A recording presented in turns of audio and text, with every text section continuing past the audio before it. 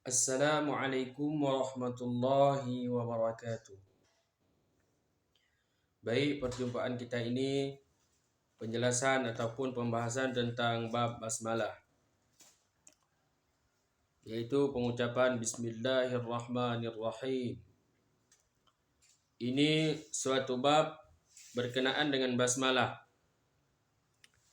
Tiada khilaf di kalangan qurra pada membaca basmalah bagi orang yang memulakan bacaannya dengan awal surah sekalian daripada surah selain daripada surah Bara'ah. Jadi membaca sepakat daripada sekalian ulama qiraat tentang membaca basmalah pada permulaan bacaan Al-Quran pada awal surah selain pada surah Bara'ah, karena surah Bara'ah diganti dengan bacaan a'udzubillahi minan nari wa min syarril kuffar wa min ghadabil jabbar al-izzatu lillahi wa lirasulihi wa lil mu'minin. Sama ada permulaan bagi bacaan itu karena diputuskan atau karena diwakaf. Jadi tiada khilaf lagi, sepakat ulama qiraat baik dikala membaca Al-Quran pada permulaannya kita membaca basmalah, ataupun karena diputuskan ataupun diwakaf.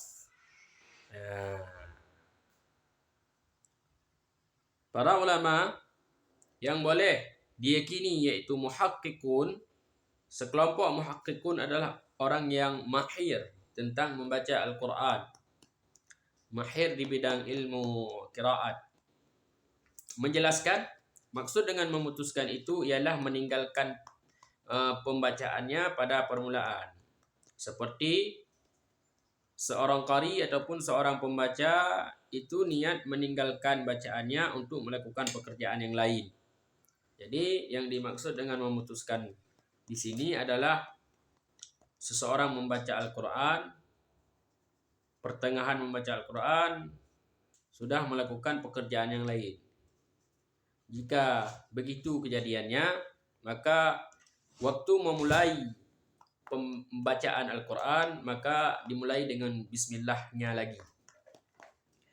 Dan maksud dengan wakaf itu ialah memutuskan suara daripada kalimat dalam jangka masa yang kebiasaannya dapat bernafas padanya dengan niat memulakan bacaannya.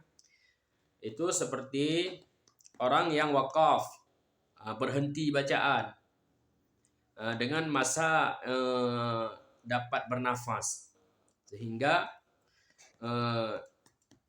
orang tersebut niat memulakan bacaannya. Jadi apabila kejadiannya seperti itu, kita memulai bacaannya dengan bismillah kembali. Tetapi kebanyakan orang-orang dahulu mengira akan putus kata itu sebagai wakaf, seperti kenyataan yang akan datang pada bab wakaf. Lagi surah Al-Fatihah apabila diwasalkan. Surah Al-Fatihah, sekali lagi, surah Al-Fatihah apabila disambungkan dengan sekalian surah yang lain, dibacakan basmalah juga. Karena jika disambungkan ataupun diwasalkan pada lafaz sekalipun, maka pada hukumnya ia memulakan dengannya.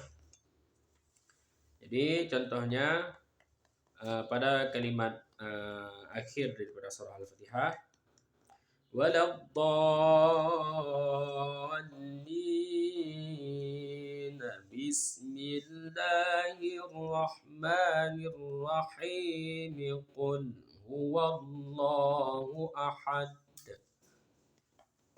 Jadi tiap akhir daripada penghabisan surah Al-Fatihah sudah membaca surah Al-Fatihah, untuk memula surah yang lain itu mesti diucapkan Bismillahirrahmanirrahim juga. Baik para pendengar yang dirahmati Allah, hanya sesungguhnya yang bersalahan khilaf, sebut khilaf di kalangan mereka itu ahli qiraat ialah pada wasal. Nah, sebut khilaf di kalangan ulama qiraat ialah pada menyambungkan wasal jua, bukan pada permulaannya ibtida. Karena telah dituliskan, jadi hanya saja sebut khilaf pada ulama qiraat pada penyambungan ataupun wasal jua, bukan pada permulaan, yaitu ibtida, pada permulaan. Karena telah dituliskannya pada sekalian mushaf. Sesiapa yang tiada mewasalkan bacaannya, menyambungkan bacaannya, dan tiada mendatangkan basmalah pada permulaannya, tidak, niscaya ia menyalahi penulisan mushaf. Nah, jadi siapapun yang membaca Al-Quran tidak membaca Bismillahirrahmanirrahim pada permulaan, maka orang tersebut menyalahi dengan penulisan mushaf dan menceraikan ijma'. Dan tiada berlaku khilaf antara mereka pada hadzaf basmalah pada awal surah Bara'ah, karena tiada pada tulisan Utsmani pada segala mushaf. Jadi tiada sebut khilaf bersalahan pada para ulama qiraat, yaitu tiada hadzaf pada tiada hadzaf basmalah, yaitu tidak membaca Bismillahirrahmanirrahim pada surah Bara'ah, karena memang tiada tulisan Utsmani pada segala mushaf. Maka sebut makruh didatangkan basmalah pada awalnya dan sunnah pada pertengahannya.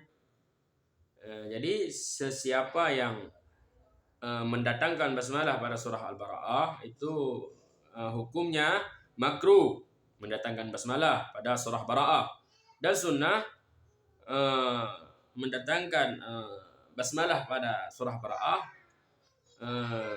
pada pertengahannya, seperti yang dikatakan oleh Syekh Ramli. Jadi Syekh Ramli begitu mengatakan makruh mendatangkan basmalah pada awalnya, pada awal surah, dan sunnah pada pertengahannya. Begitu yang dikatakan oleh Syekh Ramli. Menukil dari Syekh Ibnu Hajar pula berkata, sunnah pada permulaannya dan makruh pada pertengahannya. Ia dipersetujui oleh Abdul Haq, yaitu Syekh Khatib dan Syatibi. Sekarang, baik, terima kasih kepada para pendengar yang dirahmati Allah. Jangan lupa mendukung channel kami. Mudah-mudahan dengan konten ini bermanfaat bagi diri saya sendiri dan bagi para pendengar yang dirahmati Allah. Amin, amin ya rabbal alamin. Assalamualaikum warahmatullahi wabarakatuh.